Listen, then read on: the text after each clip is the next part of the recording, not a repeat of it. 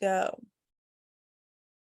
Good morning. My name is Abby Chandis, as I mentioned, and I'm with the Center for Nonprofit Management. I'm our program manager.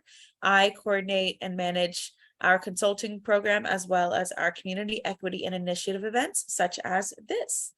I want to welcome you all here today and congratulate you for joining this space to learn more about communities other than your own. That's one of my favorite things to do, and I love sharing that perspective with others. We're here right now today to show everyone, to give everyone a sense of understanding and belonging. And I will jump in immediately by introducing our speakers. We have, I'm going to do it, Judith Clajun. Okay, maybe partly. She is with the Tennessee Immigrant Refugee and Rights Coalition. We also have Sandrea Tilbert, who's with the Scarlett Bennett Center. And then we have Gregory Quintero, who I'm going to add him to this as well. And he is with Young Williams. One moment. I'm going to take a moment to pin you all so I make sure that you are focused, so everyone has you on their minds. All right, so I'm going to start today's chat with just asking for you to please introduce yourself, share your story. Why did you come to Nashville and what have you learned in your time since coming here? I can go ahead and start us off. So again, thank you so much for having me. My name is Judith Clajun, or Clajun. I am originally from Haiti and have been in Nashville for a long time now, over a decade. And I currently work as the Campaigns and Advocacy Director for the Tennessee Immigrant and Refugee Rights Coalition, as well as our C4 sister organization, Turk Roots. Yeah, so I'll keep my story brief, but my family originally moved to the States in 2004 because my dad was sort of came here for school and to further our education. Eventually we found our way to Nashville because of job opportunities. And I think for me, really experiencing, what it's like being an immigrant in this country, what it's like being a Black immigrant, being a woman, and, living at those intersections and realizing all of the different injustices that different communities face is the sort of the reason why I do the work that I do today, to ensure that, as we are working to create communities where everyone, regardless of their race, regardless of gender, immigration status, where they were born, etc., can actually thrive. So yeah, that's a quick overview of who I am and how I got here. Fantastic. Sandrea? Good morning. And again, thank you so much for inviting us to be in this important space this morning. Again, I'm Sandrea Tolbert. I serve as Executive Director here at Scarlett Bennett Center. I actually have been in Nashville, I want to say since 86, but officially since 94. And in this role as Executive Director of Scarlett Bennett Center since about November of last year. And here at Scarlett Bennett Center, we actually have about four tenets or prongs or pillars, if you will, that we focus on, and one being racial justice, another being women's empowerment, another being transformative education, and another being what we call spiritual formation, but it's actually pretty much spirituality and the arts. It is through our programming that we touch across all lines of demographics, not just women, but also men, not across the board with different ethnicities, different cultures. It is, we like to say that we kind of are the melting pot of the pulse of making sure that there is equity and justice for all. Our our thrust is that hospitality is justice. And so not only are we a nonprofit educational conference and retreat center, but our programmatic arm, our programmatic thrust is that not only that we provide the meeting space for things to happen, but we also put on the programming for those things, to be co-creators, if you will, of justice, to walk alongside those who are doing justice work. And it is through that thrust that we are in this space on this morning to engage with you this morning on different programming that we have and that we can support and walk alongside those to get the word out about making sure that we have justice for all, making sure that there is indeed equality across the board for not only access, but also information. And so again, we thank you for inviting us to this space this morning. Fantastic. Oh, I'm so excited to have your organizations represented today. Gregory, would you like to share your story? Yes, of course. Hi, my name is Gregory Quintero. I am from Venezuela. I used to be a turner in my country. Well, I'm here in Nashville because due to the political situation of my country, political situation, economic situation is pretty bad right now. We have how can I say that? It's too hard to me say that because, but everybody know that Venezuela has the worst government on Latin America. Is a corrupt government, dictator government. So we have to get out of my country. I am from of a little city bordering with Colombia. Its name is San Cristobal. I have been here like 4 years ago with my family, unfortunately, and I love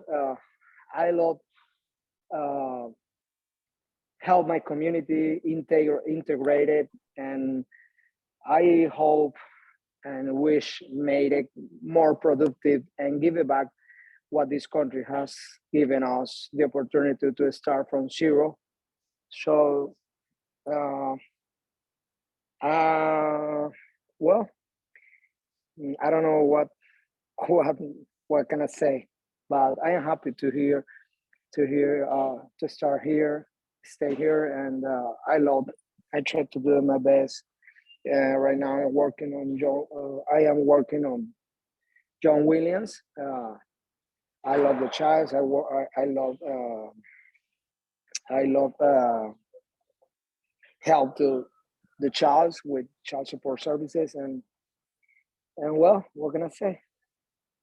That's fantastic. Thank you so much for being here. Our next question for the group is an open one. I will call on you though. What challenges are we seeing in Tennessee that immigrants are facing? So Andrea, would you like to start, or would you like Judith to? Since you call my name first, and then I'll pitch it back over to Judith. But I think immigrants really are seeing the same issues that regular citizens are pretty much seeing. In Nashville, we're really having a serious issue regarding affordable housing. Affordable housing has been an issue across the board for most people, and definitely immigrants. If you're coming here with modest means, and the average rent for a 1-bedroom is starting in the thousands, and that's for a 1-bedroom, and you're coming and you have family members, and you're often seeing that there are that's a barrier. I mean, if basic necessity and security is around making sure that you have shelter and food and jobs, and not being able to find adequate housing, then that adds to the stressors of just daily living.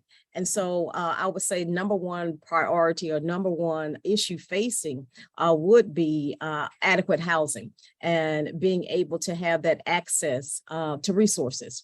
But I'll pitch it over to Judith and let Judith address a little bit more. But yeah, we're definitely seeing a rise in trying to make sure that individuals have adequate and affordable housing.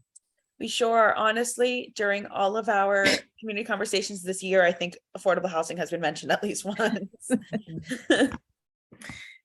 Yeah, and thank you. So I definitely echo the affordable housing issue. I think across the board, that is something that, as a state and definitely as cities that we are struggling with.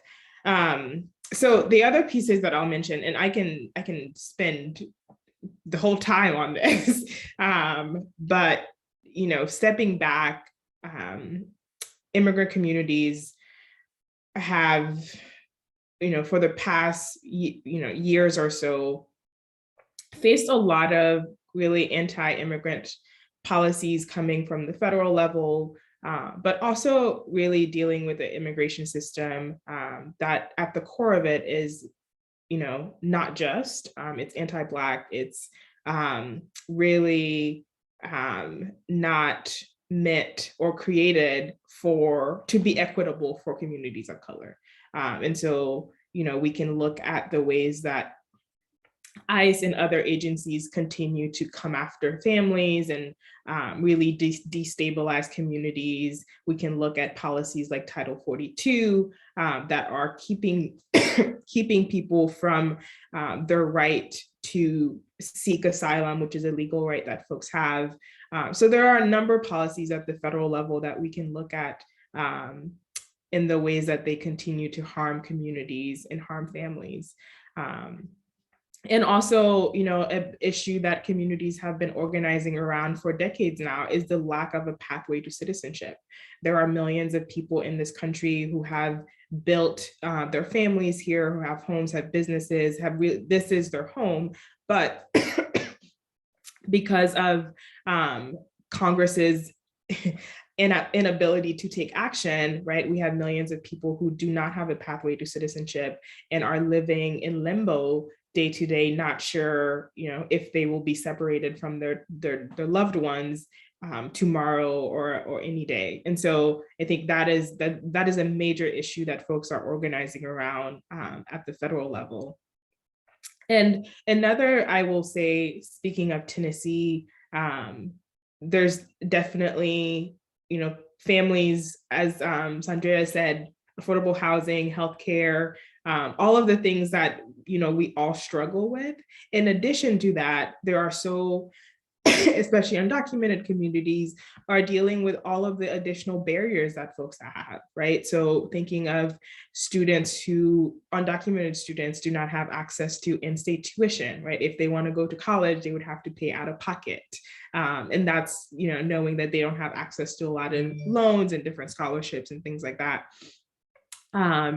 And we have a legislature that year after year continues to introduce anti-immigrant policies, whether that's trying to, challenge Plyler veto, which is the Supreme Court ruling that enables or that allows undocumented students who have access to public education, right? We had a legislator last year who tried to challenge that, right? To make it so that undocumented students in Tennessee can't access public education, or other bills that make it harder for employers, make it harder for communities in general. And so I think that for Turk, those are big priorities to make sure that we are working to build power, that we are changing communities on the ground, right? Addressing the narratives that are based in fear that really create a lot of, the hate that we're seeing, but also work to build power so that we can change the policies at the local level, at the state level, and also at the federal level, because again, right, the goal is justice, and there is a lot of work that we need to do to create the systems that are needed, but also to dismantle the existing systems that harm communities. That's a big answer, and I'll stop there. It's a big topic. It is. Mm-hmm. Gregory, do you have anything to add to this conversation?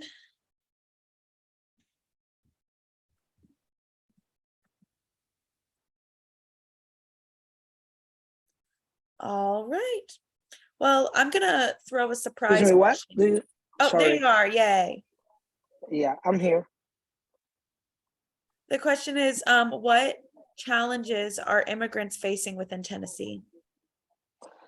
Well, right now, I think so. The delay for uses to get us all the working authorization or permit working. I don't know what is technically the word, and our social security. I think so. This is the most important thing because without that documents we can work. Yep. And obviously, I think so.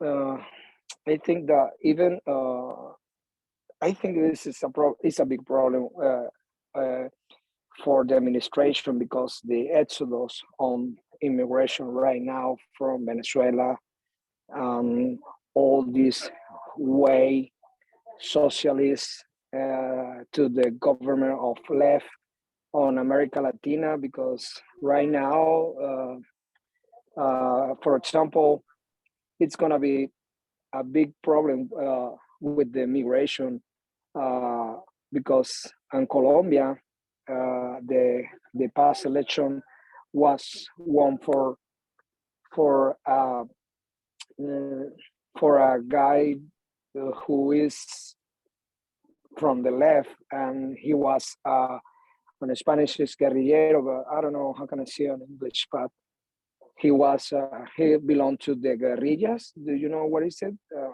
It's like it's like uh, it's like a riots, you know. So I think so that the most problem is right now is to get off, yeah, all the documents, but understand in the end because behind that is person that trying to doing his best to get us all that documents, but yeah, it's a lot of job for them. Thank you for sharing. That is so enlightening, truly. Because I, of course, do not know about what happens in countries other than my own. So this is why we're here, so that we can learn and understand the story and narrative of others. My next question is a surprise for my panel because I gave them some questions beforehand. I'm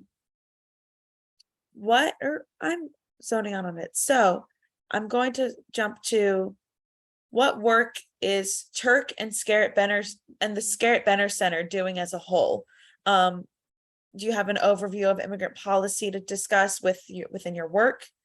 Judith, I'll start with you. Yeah, thank you. And again, there I can spend a really whole hour on this. But I will say, the mission of Turk has been around for since 2003. So coming on 19-20 years now. And really our mission at the end of the day is that we are building power across the state so that we can create a community, create a state where everyone can thrive. And so a lot of our work, we work on multiple levels. So we do work at the national level to make sure that we're partnering and that folks across the country have a cohesive strategy to push our needs and the movement forward, but also at the state level, partnering with other organizations and building power across the state to see how we can move for proactive legislation at the legislature and also do a lot of the defensive work. Over the years, we've defeated close to, at this point, like 500 anti-immigrant legislation at the state level. And wow. it's a lot. And last year we were able to pass one of our first proactive immigrant legislation, which is a professional license bill that enables essentially anyone who has a work permit in Tennessee to have access to professional and commercial licenses.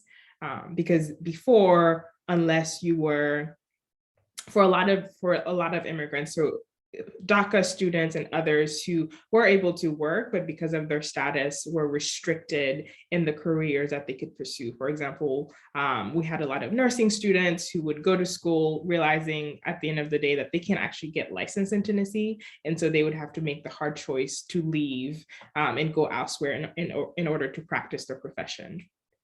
And so last year we were able to pass that bill.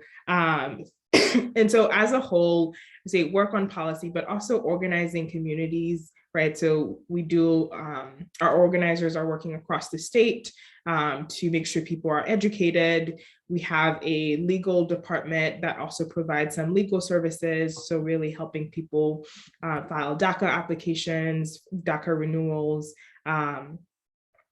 for some assistance for asylees to make sure that people know where their court date is, have access to an attorney, also are able to fill their citizenship applications. And apologies for my cough. It's I'm getting over it, but it's lingering.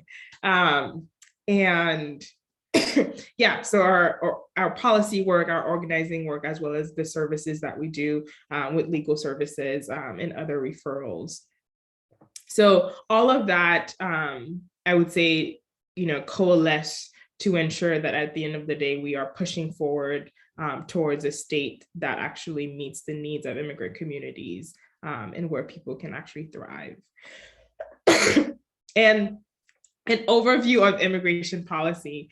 I don't know that we have the time to go in depth on that, but I will say in general, I think there often is this idea of scarcity that drives our narratives, that drives the conversations that we have. But it's really important to understand that, there is abundance. There is space, there are enough resources. And we see this in so many instances where whether it's Afghan refugees who are coming and they are met with a community of people ready and willing to provide assistance and to provide welcome, whether it's buses of migrants who are passing through Chattanooga. And again, they are welcomed by a community who are ready. And so oftentimes our politicians really uplift this narrative of hate and scarcity for their own political gains. But I think for us, especially as people who are interested in justice, as communities of faith, as the community at large, it's important to keep in mind that there is a history of communities offering welcome and offering refuge. And that is the lineage that we should uplift and should follow in. And so I think for us, right, that is always the goal. How do we push our conversations? How do we push our policies towards a posture of abundance rather than scarcity? I appreciate that answer so much. I have a follow-up question that I'll ask each of you after this question that I won't forget this time. Sandrea? I agree with Judith. Judith is doing they're doing some amazing work. And the narrative around scarcity and abundance. So we really need to change that narrative because we have been a part of that, I guess, welcoming community, if you will. We've had the ability to partner alongside some organizations that are hanging out the welcome wagon, if you will, when refugees, immigrants come into the city, and before they can find the stable housing, will contact us to see if we have availability here, because not only is Scarrett a place of a place that is meeting space, and like we said, we were a nonprofit educational retreat and conference center. So that means that we have rooms, and oftentimes we have availability for to provide that respite space for when they're transitioning from coming into the city before they can find that permanent housing. So oftentimes organizations will contact us for providing that type of service for individuals. Alongside, again, we are the place that people come to kind of have that meeting space to dialogue and to strategize regarding how is it that we can walk alongside. They've come from all over the country really to have that respite space, because those who do the work also need a time and a space for respite, to plan and to strategize, but also to take a breather. And so therefore Scarrett has become that space, that sacred space that also provides that as well, because we have the meeting space, because we have the sleeping space, and because we also have an awesome, amazing caterer that kind of puts 10, 20 pounds on everyone. But we are walking alongside organizations that are actually doing the work, and we are grateful to be able to partner and to co-partner and co-labor with organizations doing that. Fantastic. Thank you so much for all the work that you all do.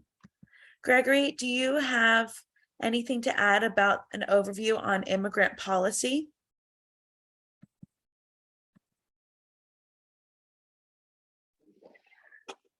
Well, we're gonna say, I think, not really, not right now. Sorry. Absolutely. Totally understand. Well, I will start with you for our next question. What can you tell us about the experiences of xenophobia within our Tennessee immigrant populations? Have people meaning what experiences of hate and discrimination do our brothers and sisters have to work against every single day, even the small ones?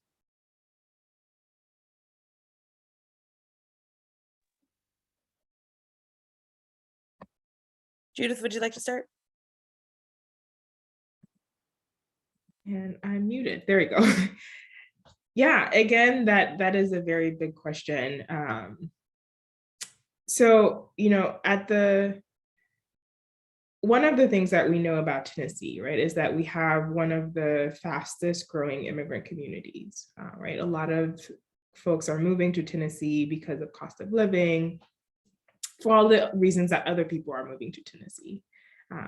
And what this often means is that a lot of communities, and we call them quote unquote receiving communities, right? Communities who have been here for decades, rural communities, et cetera, are realizing they're changing, right? Communities are changing, and you have new people coming in, people who speak different languages.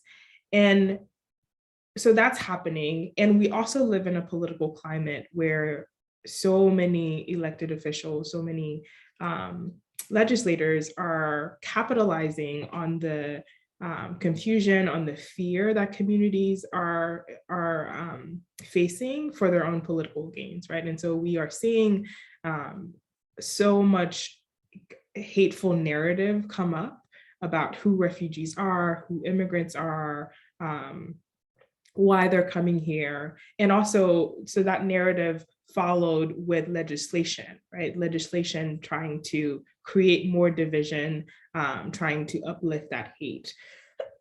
And so one of the work that we do is a lot of narrative work. So our staff member, Emily Baird Chrisahan, she leads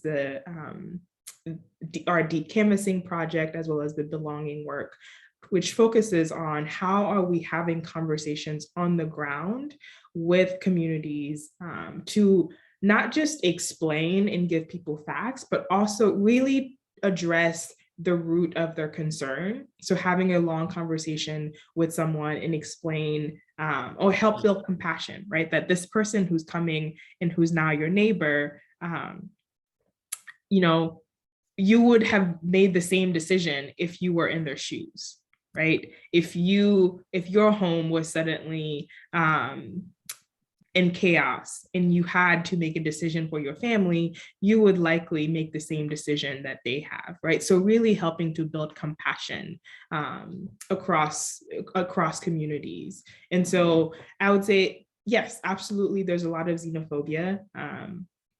We know the ways that white supremacy work, and how that shows up when a lot of, especially Black and Brown folks, are moving into communities, right? We know that at the heart of it, our immigration system is anti-Black. It is based on white supremacy. And so that shows up across the board. That shows up in communities, that shows up in our policies. And also for us, it's so critical that not only are we doing work addressing the policy piece, but also addressing the root causes within communities and having conversations with people. Thank you so much for sharing. Sandrea? I'm sorry, I got lost in Judith's answer, so if you don't mind repeating. Absolutely.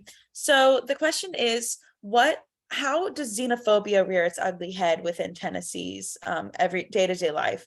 What are the moments of hate and discrimination that our immigrants and refugees are experiencing day to day, even the little things? I think what we're seeing is, and most certainly, as Judith have said, that's why I got lost in Judith's answer, is we are needing to have an atmosphere of compassion. We're seeing that more as communities are coming in.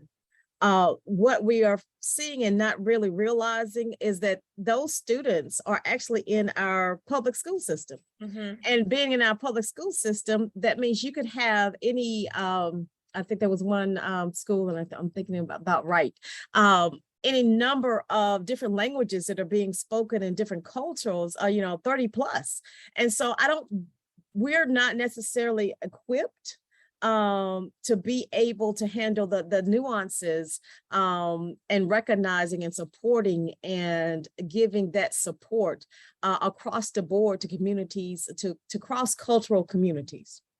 And so that compassion and that knowledge needs to be there, and recognition of the cross-cultural communities that we have in the state and particularly in Nashville, and that we don't always show up in the same manner.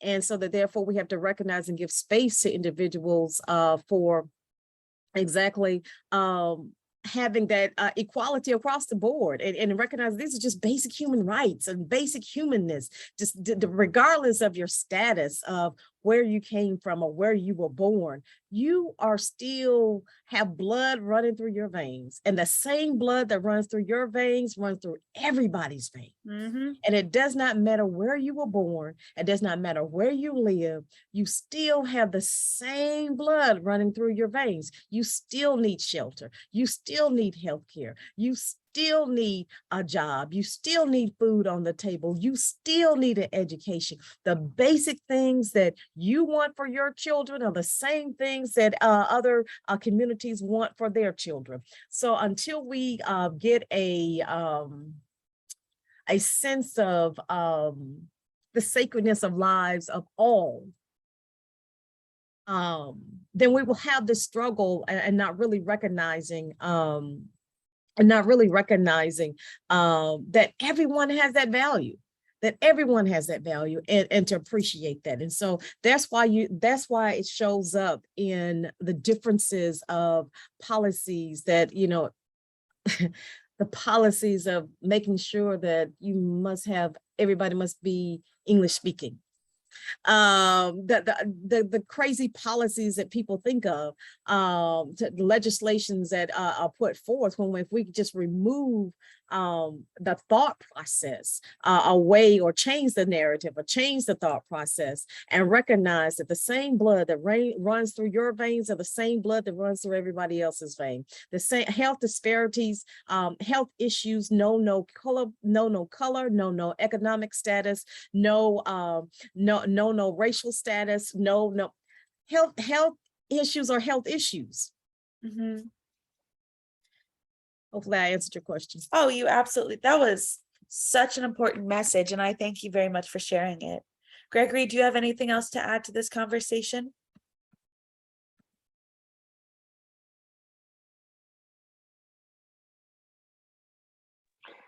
Well, yes, of course. I haven't felt much. I mean, only when we can express ourselves good in English.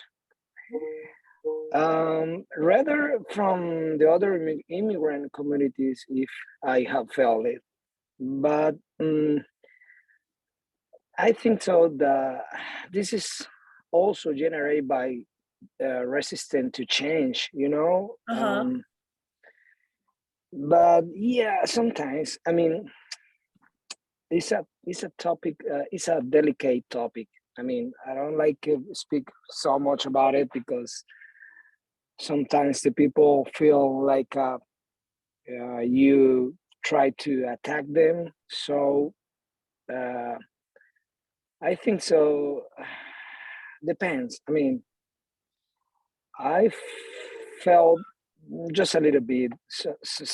Like I said before, sometimes, no, all time, and the most for one kind American people, but it's not too much. I mean, like I said, this the language is very hard for us, so sometimes they don't have patience with us when we cannot speak on English. So I think so that this is it's a little bit it's a small problem, but for example, I'm working on John Williams with child support services, and everybody here is so nice and kind with me. Seriously, I mean, and this is other language because it's technically English. So I try to speak the how can I say on legal terms, and the beginning was very hard to me because I have to learn like other language. I mean, it's not the common language on English, you know. Like I say, hey, how you doing? Or give me that. Or I don't, you know, the common sense, you know, the common sense, no, the common sentence. So it's a topic delicate, but I think eventually everybody, I mean, everybody, this problem is gonna be disappear because the immigration is for now is more bigger than the people think. Yeah. Thank you so much for sharing your perspective and your experience. My next question, I'll start with Sandrea. My next question is, what can we do to support our fellow citizens? How can we be advocates for others? I believe being advocate for others means that we are recognizing that, again, as we stated earlier, that we are all humans and that we have a position and we have a responsibility to treat others the way that we want to be treated. And I think that was, what is it, the book that, you know, everything I learned in kindergarten, that, you know, basic of do unto others as you would have others to do unto you, that it is as simple as, unfortunately, as simple as that, that's not so simple. Because we have other factors that from society that plays into that. But if we could take up the cause of others, recognizing that others have the same needs as we do, so that whether that means signing that petition that is needed in support, whether that means, you know, there's a level of support that we all can give. Someone may not have the legal expertise to provide the legal support. Someone may have the financial support. Someone may have the ability to and have a passion for a certain area that is needed. And do each one to do what their comfort level and for what their ability level is, to be able to help another. If it is indeed making that call to legislators to support the important legislation that is before them. If it is indeed voting to support candidates who are supporting equal rights and for others. Those little things, I think, what we take sometimes voting for granted, and not really realizing the policy nature, inherent policy nature of a candidate. Because that candidate takes that into their voting process when they have been voted in. They take that onto the floor with them, with the legislation that they produce and the legislation that they support and the legislation that they vote on. So if we take a step back as citizens, and have that voting right, so to speak, to really hold them accountable for making sure that individuals are all treated with dignity and respect, no matter where you're from, no matter what country you're from, no matter what race you are, no matter what gender that you espouse to be, no matter what sexual preference you espouse to be, that when we recognize that and operate in that sphere, then we're able to hopefully come across the lines, because guarantee you somebody in somebody's family all have the same issues. I have the same proclivities. So if we could take a step back and look in the mirror, really, and realize that we are all a part of the fabric of life, and that we all are part of that, are part of that intricate part of the fabric of life. And that the nuances, the creativeness, the all play a part. And really the blanket of America, the blanket of the world, that each of those squares, I'm having a vision, the vision, of your grandmother and the quilt, and the different patches and the different pieces. Well, all of those pieces make a beautiful quilt that is able to cover, that is able to provide comfort, that is able to provide that security that you need. And when we start looking at each one of us as a beautiful mosaic to be able to do that, then I think we can provide better support to one another. Oh, what a gorgeous knack for storytelling and speaking you have. Thank you for your narratives and for your analogies. I loved that. Judith, do you have anything to add? I don't know how much I can add to that.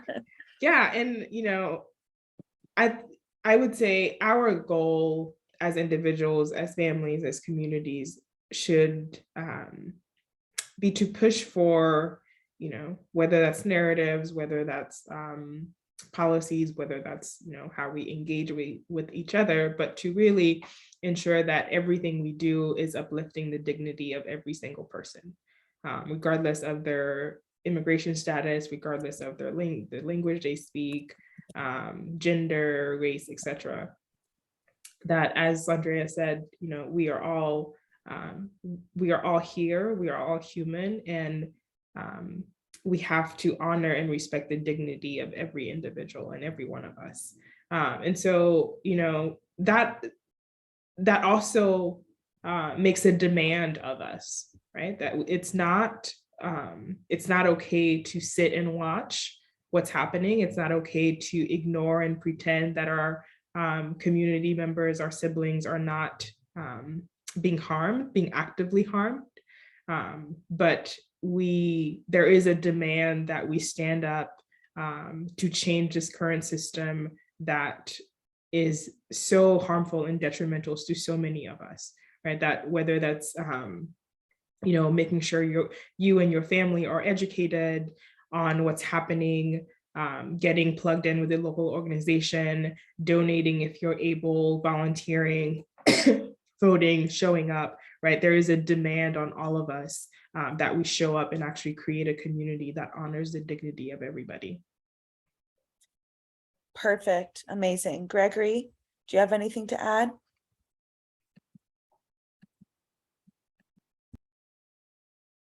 No, it's okay. That was very, very extended. Perfect. Well, I want to go ahead and ask for any closing remarks from our speakers. Gregory, we'll start with you. Do you have anything that you would like to share with our audience today? Well, I have to say thank you for the opportunity to express our issues like an immigrant. And well, I hope that my experience it's gonna be help a little bit of something else. And now, not for now. Fantastic. Sandrea? Again, thank you so much for inviting us to be a part of this important discussion of raising the awareness, really, that we are all a part of this fabric of life. And would like to say that, you know, if there's anything that Scarrett Bennett can do to walk alongside, to be co-laborers, to be co-creators with you with justice in the area of immigration, we are most certainly here for that. We will be, I think I mentioned earlier, bringing Piola Mendoza here in November to talk about immigration issues and to make sure that we're staying on the forefront.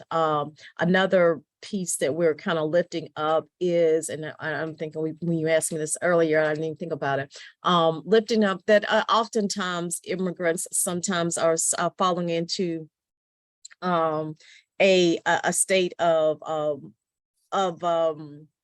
shall we say, we're seeing one of the issues around sex trafficking.